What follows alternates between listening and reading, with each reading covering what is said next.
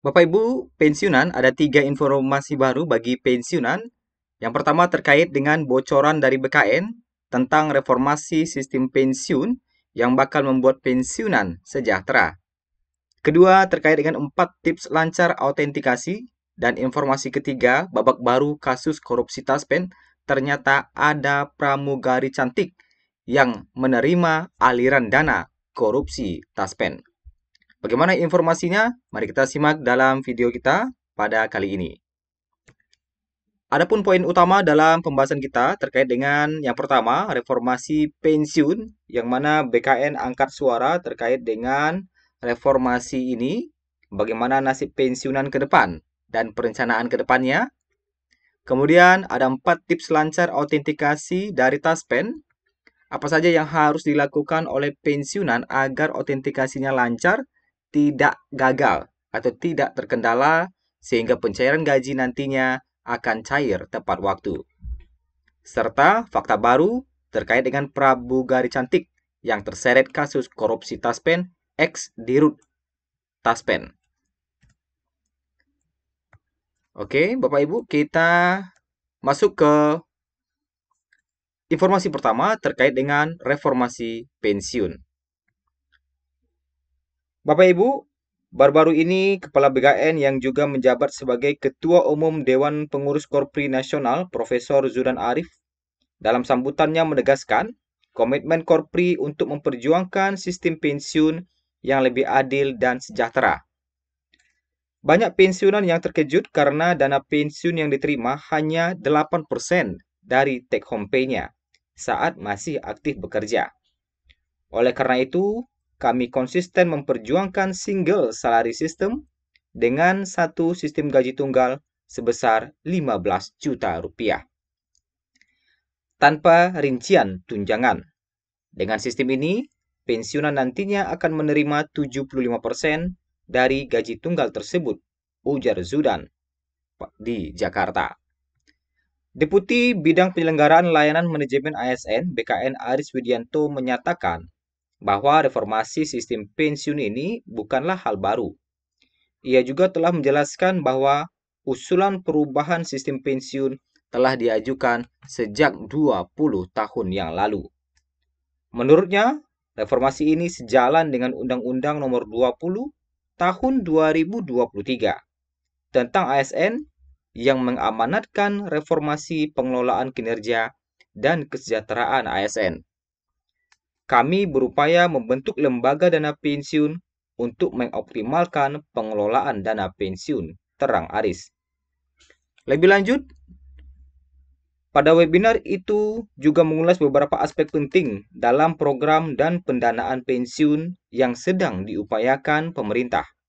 Antara lain, optimalisasi program persiapan pensiun, kemudian opsi perubahan bentuk program pensiun, dan opsi pendanaan. Sekretaris Jenderal Persatuan Redatama Republik Indonesia Agung Mulyana juga turut mendukung langkah-langkah persiapan pensiun yang telah dipaparkan oleh BKN. Menurut Agung, program persiapan pensiun perlu dilakukan secara masif melalui pelatihan dan pembekalan bagi PNS yang akan pensiun. Dengan adanya diskusi dan upaya reformasi ini, diharapkan sistem pensiun ASN ke depan dapat lebih menjamin kesejahteraan para pensiunan.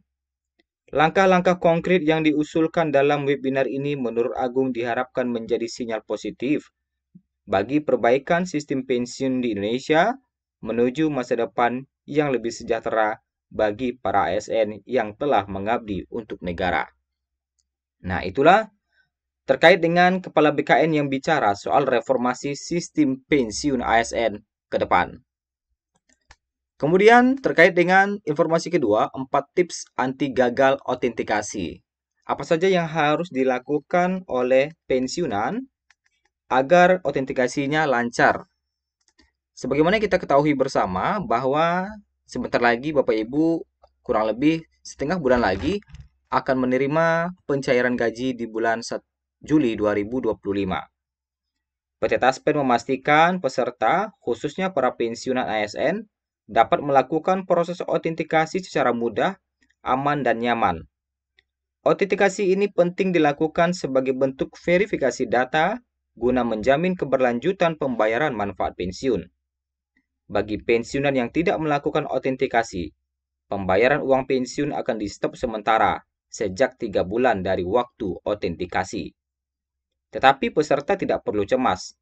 Taspen menyiapkan sejumlah solusi cepat dan praktis serta memperkuat koordinasi antara kantor bayar dan kantor cabang Taspen.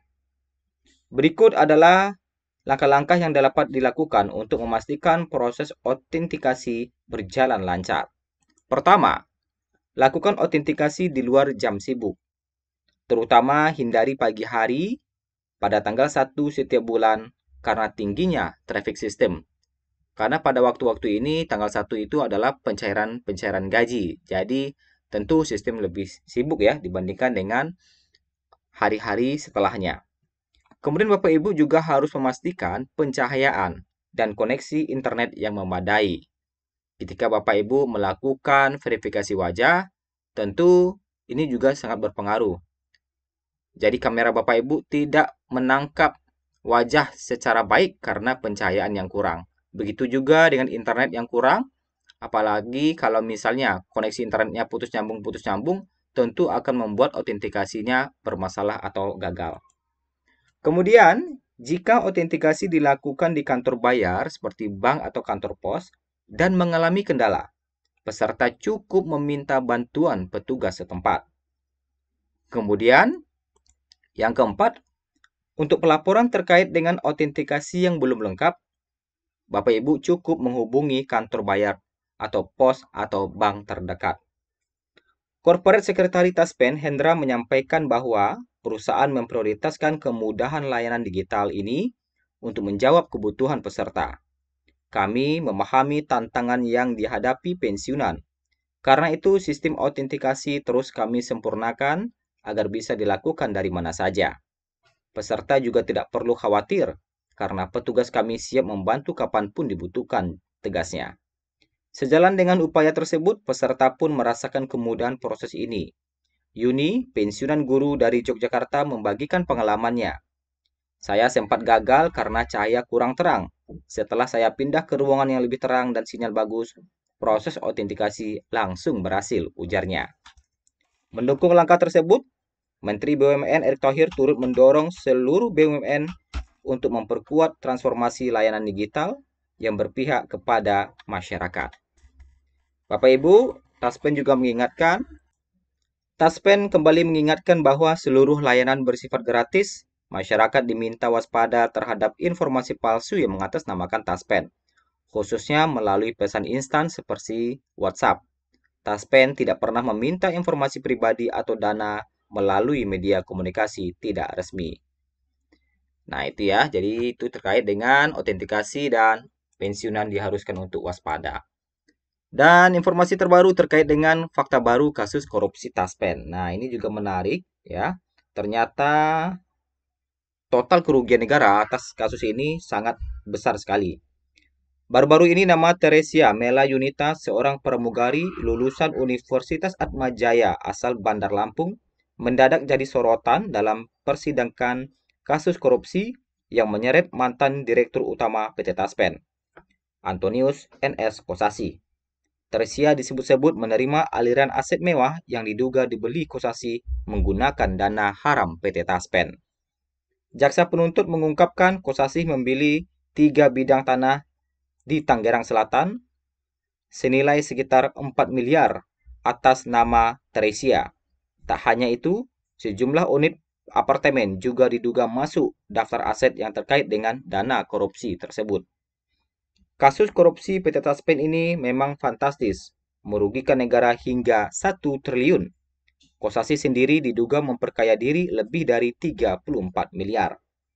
Dari uang hasil korupsi tersebut, jaksa menyebut Kosasi membeli 11 unit apartemen dan 3 bidang tanah atas nama Teresia Mela Yunita atau TMY yang diduga merupakan pramugari sekaligus selingkuhannya. Selain itu, Kosasi juga membeli kendaraan untuk kedua anaknya, Kalista Madonna Kosasi dan Asli Kristen Kosasi, serta 3 bidang tanah di Jelupang, Tangerang Selatan atas nama Teresia.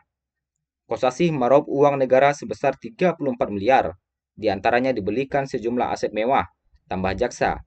Kasus ini masih terus bergulir dan publik menanti keadilan ditegakkan. Itulah informasi kita pada hari ini.